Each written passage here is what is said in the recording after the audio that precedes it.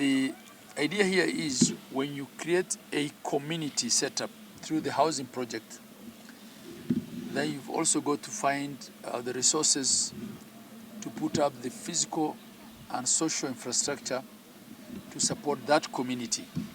And that's where schools, healthcare systems, recreational spaces, and markets become integral social infrastructure to the housing project.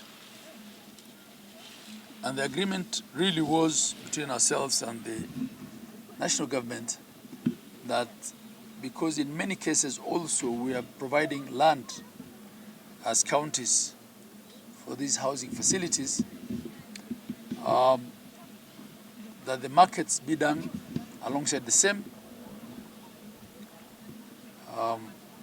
If, as we all know, the idea is to give decent housing to the people who live in these areas and remove them from their squalor living situation, then it's also a good idea to give them decent commercial centers and markets where then they can ply their trade and do their petty trade in a much more organized, clean environment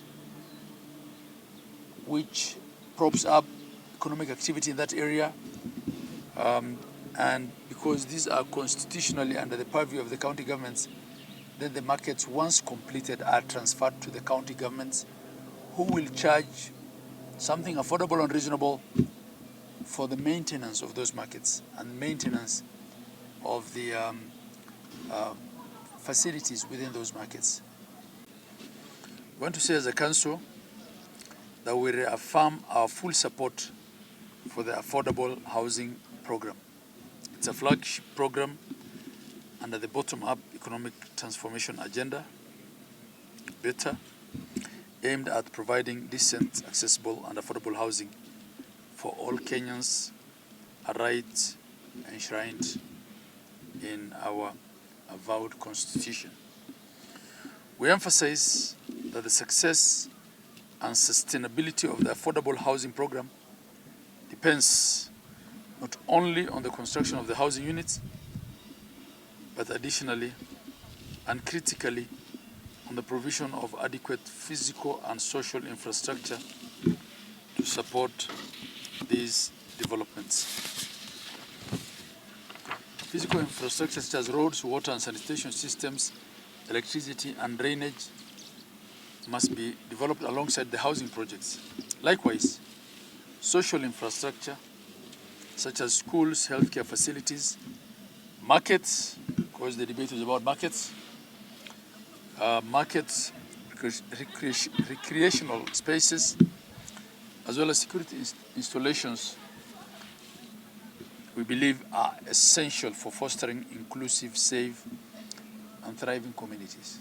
There's the debate as to being raised in certain quarters as to why money,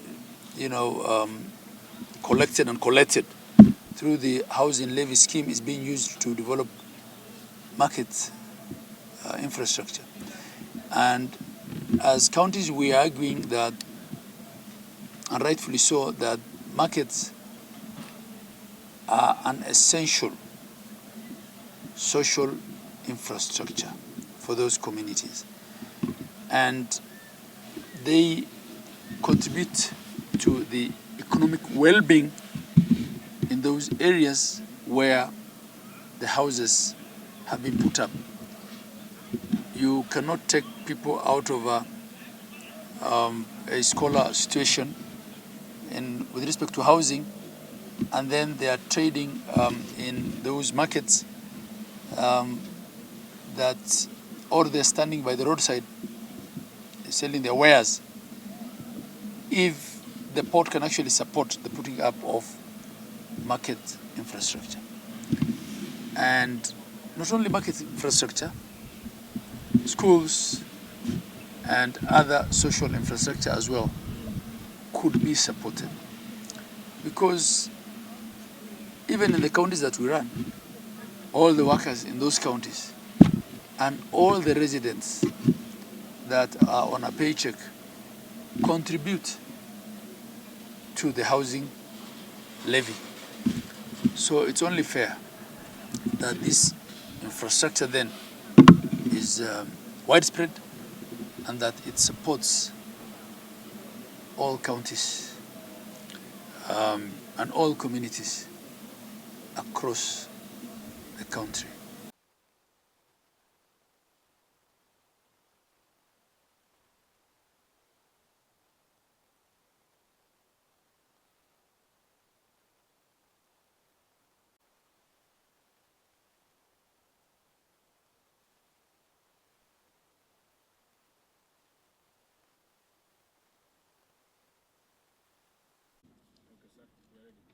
So you can address my issue first, then you can ask your questions. Eh?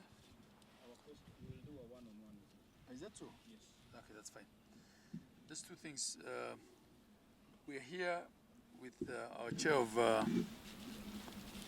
of the Finance Committee of the Council. We had a good meeting with representatives of the Controller of Budget, the CRA, the State Department of Devolution, and National Treasury, discussing a number of issues, including the Kenya Devolution Support Program of the World Bank.